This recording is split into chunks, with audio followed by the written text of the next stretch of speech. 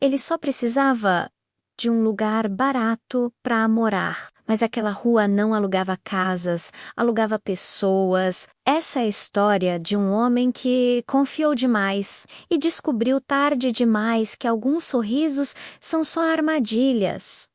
Se você confia fácil nas pessoas, essa história vai te fazer repensar tudo. Imagine encontrar o lugar perfeito, um aluguel que cabe no bolso, vizinhos que te recebem de braços abertos. Parece um sonho, não é? Mas para ele, esse sonho rapidamente se transformou em um pesadelo sem fim. Cada porta escondia um segredo e cada morador tinha um preço. Ele pensou que estava alugando uma casa.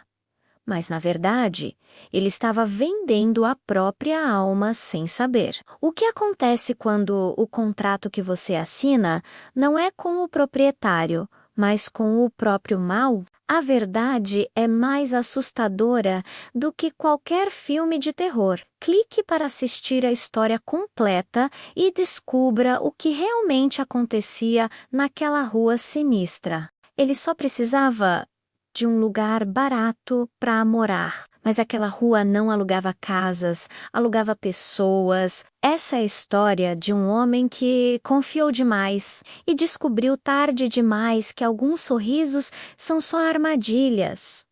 Se você confia fácil nas pessoas, essa história vai te fazer repensar tudo. Imagine encontrar o lugar perfeito, um aluguel que cabe no bolso, vizinhos que te recebem de braços abertos. Parece um sonho, não é? Mas para ele, esse sonho rapidamente se transformou em um pesadelo sem fim. Cada porta escondia um segredo e cada morador tinha um preço. Ele pensou que estava alugando uma casa. Mas, na verdade, ele estava vendendo a própria alma sem saber. O que acontece quando o contrato que você assina não é com o proprietário, mas com o próprio mal? A verdade é mais assustadora do que qualquer filme de terror. Clique para assistir a história completa e descubra o que realmente acontecia naquela rua sinistra. Naquela rua estreita, onde os postes de luz piscavam como se estivessem cansados de iluminar o mal, ninguém se atrevia a ficar depois das 10 da noite. As casas eram antigas, espremidas umas contra as outras, e o silêncio ali tinha um peso estranho. Era um silêncio que observava, e foi para lá que Lucas se mudou. Ele chegou ali porque sempre confiou demais nas pessoas. Era da sua natureza. Depois de perder o emprego e o casamento de uma só vez, ele estava desesperado por um recomeço. Sozinho, quebrado por dentro, ele acreditava que mudar para uma cidade desconhecida poderia apagar o passado doloroso. O aluguel era barato demais para ser verdade, uma oferta impossível de ignorar. A imobiliária foi vaga, não fez muitas perguntas. O proprietário nunca deu as caras. Na primeira noite, Lucas ouviu passos no corredor externo, lentos, arrastados, parando bem na sua porta. Em seguida, 3 batidas secas. Uma voz rouca chamou.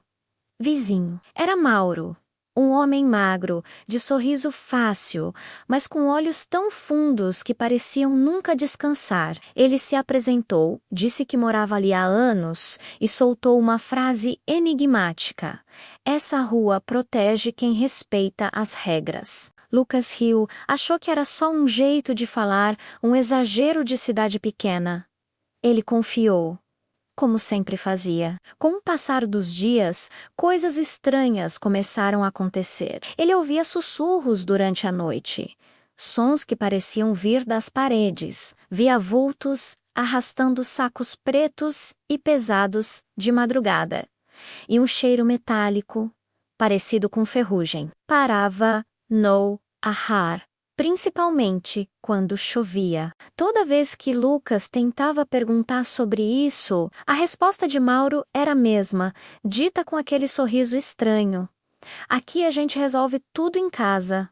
vizinho, não precisa se preocupar. Ele estava se sentindo cada vez mais isolado, como se aquela rua fosse uma ilha separada do resto do mundo. Os outros vizinhos mal olhavam para ele e, quando o faziam, era com um olhar vazio, quase indiferente. Na quinta noite, a energia caiu. A rua inteira mergulhou numa escuridão profunda, exceto por uma única casa no final do corredor. Uma luz vermelha fraca e pulsante vazava pelas frestas da janela. Um arrepio percorreu a espinha de Lucas.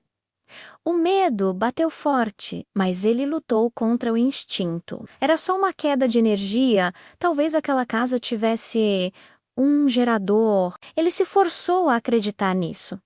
Confiou de novo. Às 2h17 da manhã, ele foi acordado por batidas na porta. Mas não eram as batidas cautelosas de antes. Eram fortes, impacientes. Antes que pudesse se levantar, o som parou. Silêncio. Então, ele ouviu o clique metálico da sua própria fechadura. A maçaneta começou a girar devagar, sozinha, e ali, paralisado na cama no breu completo do seu novo apartamento, Lucas entendeu. Aquele aluguel barato não era uma oportunidade, era uma armadilha. A confiança que ele carregava como uma virtude era, na verdade, sua maior fraqueza. Naquela rua, ninguém entrava por acaso, e quem entrava nunca mais era o mesmo. A escuridão da porta se abriu, revelando uma silhueta contra a luz vermelha distante. Era tarde demais para fugir. Ele tinha confiado pela última vez. Ele acordou no chão da sala, com a cabeça latejando. A porta do apartamento, antes um símbolo de segurança, agora estava trancada por fora. O celular, sua única janela para o mundo, estava sem sinal. E a janela, selada com barras de ferro que não estavam ali na noite anterior. O apartamento parecia ter se transformado em uma prisão durante a noite. Ou talvez ele nunca o tivesse conhecido de verdade. Um barulho estranho veio do banheiro. Pelo ralo, pingos espessos começaram a cair. O cheiro metálico no ar confirmava. Não era água. Era algo muito mais sinistro. O pânico começou a se instalar. Uma onda gelada que paralisou seus pensamentos. O que estava acontecendo seria um pesadelo, mas a dor na cabeça era real demais. O frio do chão era real demais. Exatamente às 6 da manhã, um rosto apareceu do outro lado da porta, observando Lucas pelo olho mágico. Era Mauro, o simpático vizinho que sempre o cumprimentava no corredor. Mas seu rosto agora não tinha nada de amigável. Havia uma calma perturbadora em seu olhar. Com uma voz fria e sem emoção, Mauro disse: "Eu avisei sobre as regras. Aqui, quem entra, participa." Lucas, desesperado, exigiu explicações. Gritou até a garganta doer. Bateu na porta até os nós dos dedos sangrarem. Prometeu que nunca mais voltaria, que só queria ir embora. Mauro apenas sorriu. Um sorriso que não alcançava os olhos. Todos disseram isso no começo. Com o passar dos dias, a solidão aterrorizante deu lugar a uma descoberta ainda mais assustadora. Ele não estava sozinho. Gritos abafados cortavam o silêncio da noite, testemunhos de um sofrimento compartilhado. Ele descobriu que os apartamentos vizinhos também eram celas. Cada um abrigava uma história de confiança traída. Havia um entregador que fez uma última parada e nunca mais saiu. Uma estudante que alugou um quarto barato demais para ser verdade. Um homem que simplesmente parou para pedir uma informação na rua e foi engolido por aquele lugar. Todos cometeram o mesmo erro. Confiaram nas pessoas erradas, no lugar errado. À noite, o verdadeiro horror se revelava. As portas dos apartamentos se abriam, mas não para a liberdade. Lucas, espiando pela fresta, viu coisas que sua mente se esforçava para apagar, pessoas sendo arrastadas pelos corredores escuros, levadas em direção a uma casa no fim da rua que emitia uma luz vermelha doentia. Algumas dessas pessoas voltavam, mas diferentes, o olhar vazio. Os movimentos mecânicos eram cascas vazias, ecos de quem um dia foram. Outras simplesmente não voltavam. Nunca mais. Foi então que Lucas entendeu a terrível verdade. Aquela rua não era apenas um conjunto de prédios. Era um organismo vivo, uma entidade predatória que se alimentava da ingenuidade dos recém-chegados, da curiosidade dos desavisados. Ela prosperava no silêncio, na omissão daqueles que sabiam e não faziam nada. E o pior de tudo, não era o que acontecia com os corpos levados para a casa da luz vermelha. O pior era o que eles faziam com a alma, com a esperança. Eles não quebravam apenas ossos. Eles quebravam o espírito, transformando pessoas em fantasmas antes mesmo de morrerem. Eles roubavam a única coisa que mantinha alguém lutando. A crença de que um dia a porta se abriria para a liberdade. Naquele lugar, a única porta que se abria levava a um inferno ainda mais profundo. O que acontece quando uma rua decide escolher seus próprios moradores? Nunca encontraram o corpo de Lucas. Para a polícia, foi só mais um caso arquivado de desaparecimento. Para a família, uma dor que nunca cicatrizou, mas para a rua foi apenas mais um dia normal de trabalho. Dias depois, um anúncio discreto surgiu na internet: alugasse apartamento. Rua tranquila, vizinhança discreta, preço imperdível, as palavras perfeitas para atrair quem mais precisa. E Elsver, um jovem casal, fugindo dos aluguéis absurdos da cidade grande. O apartamento era antigo, o chão rangia e um cheiro estranho de mofo e algo mais. Algo doce pairava no ar.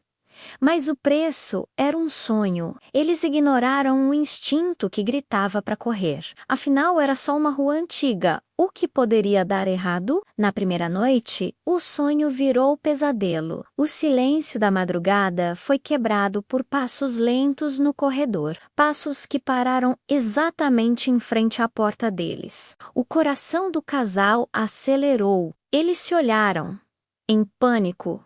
Silencioso. E então vieram as batidas, 1, 2, 3, lentas e deliberadas, seguido por um silêncio pesado. A coragem, ou talvez a tolice, fez o rapaz se levantar e olhar pelo olho mágico. Nada.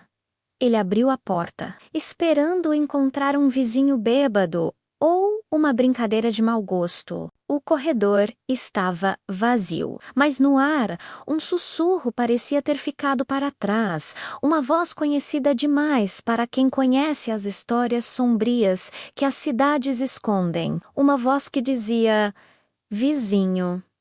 Eles tentaram se convencer de que era imaginação, o cansaço da mudança, o estresse, mas noite após noite, os sons voltavam. Passos, sussurros, as 3 batidas na porta. Eles começaram a notar os vizinhos. Os sorrisos eram largos demais, os olhares fixos demais. Ninguém parecia ter pressa, ninguém parecia ter uma vida fora daquela rua. Eles apenas estavam ali. A verdade é que aquela rua não precisava de monstros saídos de lendas. Ela só precisava de uma coisa: que alguém confiasse demais, que alguém ignorasse os sinais, seduzido por um bom negócio ou pela promessa de um recomeço. É assim que a rua se alimenta. Quando a porta se fechou atrás de Lucas, o silêncio foi absoluto. Nenhum grito, nenhuma luta. A sala para onde ele foi levado era limpa demais, organizada demais, não parecia um lugar de morte, mas sim de transformação. Um vizinho, Mauro, apontou para um espelho grande na parede, manchado por marcas antigas de mãos. Olhe bem, ele disse, foi assim com todos. Lucas encarou seu próprio reflexo, mas algo estava terrivelmente errado. O reflexo sorriu antes dele, um sorriso que não era seu. A rua não mata, Mauro continuou com uma calma assustadora. A rua substitui. Foi nesse instante que a verdade atingiu Lucas como um soco. Os moradores não eram os mesmos de anos atrás. Cada vizinho era alguém que, como ele, confiou. Alguém que tentou fugir, alguém que falhou. A confiança não era o erro que levava à morte, era o processo de recrutamento. Horas depois, a luz vermelha na janela do apartamento de Lucas se apagou. Na manhã seguinte, um novo homem apareceu varrendo a calçada em frente ao prédio. Tinha uma postura calma, um olhar gentil e um sorriso acolhedor demais. Quando uma mulher requenchagada passou carregando caixas de mudança, ele se aproximou. Bom dia, vizinha. Qualquer coisa que precisar pode confiar em mim. E naquele momento, a rua respirou outra vez. Porque Lucas não morreu. Lucas virou parte do aviso que ninguém escuta. Ele se tornou mais um sorriso, mais um par de olhos vazios, mais um sussurro no corredor. Ele se tornou a rua. Algumas portas nunca deveriam ser abertas. Alguns anúncios nunca deveriam ser respondidos. A próxima vez que você encontrar um negócio bom demais para ser verdade, lembre-se de Lucas e pergunte-se: qual o verdadeiro preço do aluguel? Obrigado por assistir. Se você também sentiu um arrepio, deixe seu like, se inscreva no canal e ative o sino para não perder nenhuma história sombria. Até a próxima!